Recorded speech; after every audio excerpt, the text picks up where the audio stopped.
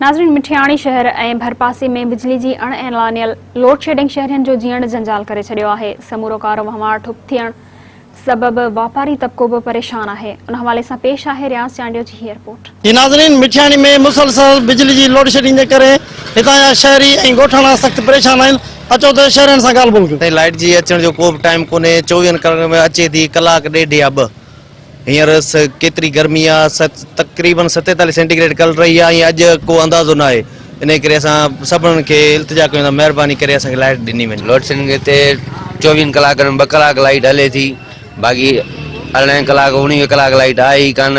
वापदारनि जी हथरालू load shedding आहे ऐं असां इन जी मदद कयूं था। वापदारनि खे चऊं था बाबा पंहिंजी जेकी लाइट ॾिनी वञे थी मथां खां ॾियो आहे लाइट ॾिनी वञे। ही 24 कलाकनि में जेको आहे सिर्फ़ु 2 कलाक लाइट ॾियनि था, बाक़ी जेको 22 कलाक लोडशेडिंग आहे। हिन सां असांजे शहर जो जेको कारोबार आहे तमामु घणो मुतासिर आहे।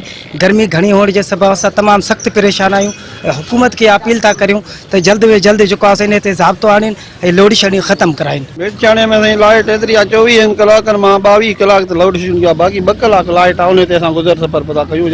दुकाननि ते वेही कोन था सघूं, वेही नथा सघूं त पोइ गुज़र सफ़र कीअं थिए। साईं, मठियाणी शहर में तक़रीबन 24 कलाकनि मां 22 कलाक लाइट आहे कान। तंहिं करे असांजो हिते कारोबार जेको तबिको यार जेके बि आहिनि दुकानदार तमामु सख़्तु परेशान आहिनि।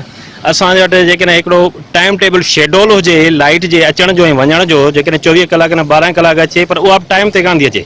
जेका लाइट अचे थी 2 कलाक सो डिम, को फेस फुल आहे, को डिम आहे, सो झटकनि में आहे। अने हितां जो जेको असांजो कारोबार जेको दुकानदार एसोसिएशन जा जेके बि आहिनि तमामु सख़्तु परेशान आहिनि। घरनि में लाइट कान्हे का, फ्रिजूं या जेके बि असांजो सहूलियत जेको सिस्टम आहे उहो केॾांहुं हले। कैमरामैन अयाज़ चांडियो सां गॾु रियाज़ चांडियो, मठियाणी।